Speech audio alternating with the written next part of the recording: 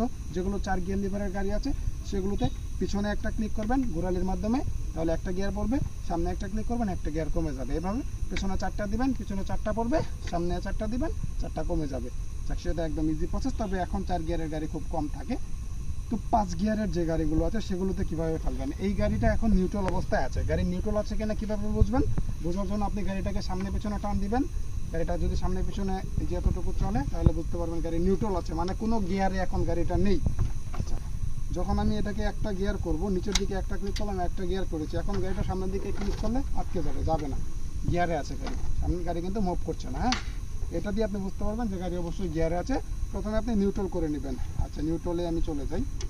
এইবার হচ্ছে 1 number gear কী করে ফেলবো? যে গাড়ি হোক 1 নাম্বার গিয়ার করার জন্য আপনাকে প্রথমে নিচের দিকে একটা ক্লিক করতে হবে। এই আমি একটা ক্লিক করে দিলাম, গাড়ি এখন 1 নাম্বার গিয়ারে আছে। হ্যাঁ, এখন যদি আমি এটাকে 2 নাম্বার গিয়ার করতে চাই কী করতে হবে? দেখুন, একটা গিয়ার শুধুমাত্র নিচের দিকে, বাকি যে গিয়ারগুলো আছে সবগুলো উপরের দিকে উঠবে।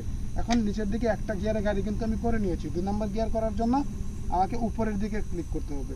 চাপ দিয়ে ধরলাম, এই যে উপরের দিকে, এই 2 নাম্বার গিয়ারে গাড়ি এখন আছে। আবার 3 নাম্বার গিয়ার করব, সেটার জন্য আবার উপরের দিকে আরেকটা দেবো। 3 নাম্বার গিয়ারে আছে, এভাবে এই যে 4 নাম্বার গিয়ারে আছে, আরেকটা দিলে এই যে 5 নাম্বার গিয়ারে আছে। হ্যাঁ, এখন গিয়ার 5টাতে আছে। এবার সর্বোচ্চ গিয়ার। হ্যাঁ, এবার মুভ করব কিভাবে? আবার আমি জিরোতে যাব কিভাবে?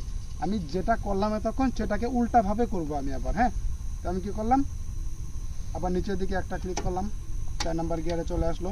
নিচের দিকে আরেকটা ক্লিক করলাম, 3 নাম্বার গিয়ারে চলে আসলো। আরেকটা ক্লিক করলাম, 2 নাম্বারে চলে আসলো। আরেকটা ক্লিক করলাম, 1 নাম্বারে চলে আসলো। এখন আমরা কি করেছিলাম? 1-এ যাওয়ার জন্য উপর থেকে নিচে দিয়েছিলাম, এবার জিরোতে আসার জন্য আবার উল্টাটাই করব, নিচে থেকে উপরে দিব। বাস, জিরোতে চলে এসেছে। দেখুন গাড়ি মুভ করছে। হ্যাঁ, এখানে একটা বিষয় আছে যেটা অনেকে বুঝতে পারে না, যেটা হচ্ছে নিউট্রাল। দেখুন, আমি 1 নাম্বার করছি নিচের দিকে, আবার উপরের দিকে করলে তো জিরো হয়ে যাওয়ার কথা, কিন্তু জিরো হচ্ছে না, সেটা 2-এ চলে যাচ্ছে। কি করে? দেখুন, আমি আবার নিউট্রাল করে নিচ্ছি, এখন গাড়ি নিউট্রালে আছে। নিচের দিকে ক্লিক করলাম, 1 নাম্বার গিয়ারে চলে আসছে। এবার যদি উপরের দিকে জোরে ক্লিক করি তাহলে 2 নাম্বারে চলে আসবে, কিন্তু আমি জোরে ক্লিক করবো না। নিউট্রাল করার জন্য এই যে 1-এ আছে, উপরের দিকে হালকা একটু অর্ধেক ক্লিক করবো, বাস গাড়ি নিউট্রাল হয়ে গেছে। হ্যাঁ, তো আবার আমি নিচের দিকে একটা ক্লিক করে দিলাম, 1-এ আছে, এবার সেটাকে নিউট্রাল করার জন্য হালকা ক্লিক করব, আর 2-এ যাওয়ার জন্য জোরে ক্লিক করব, বাস 2-এ আছে। এবার আরেকটা ক্লিক করলাম, 3-এ। তো আশা করি গিয়ারের প্রোগ্রামটা আমি বোঝাতে পেরেছি। যদি কেউ বুঝতে না পারেন তাহলে কমেন্টস বক্সে আমাকে একটা কমেন্টস করবেন, আমি বোঝানোর চেষ্টা করব।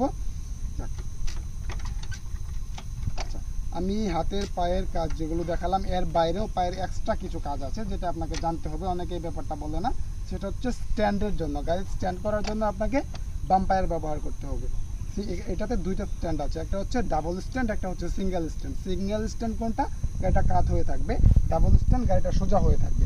তো গাড়িটা কাত করে রাখার জন্য বাম পায়ের মাধ্যমে এই যে এখানে এই যে স্ট্যান্ডের লিভারটা আছে, এটাকে চাপ দিলেই স্ট্যান্ডটা বেরিয়ে আসবে।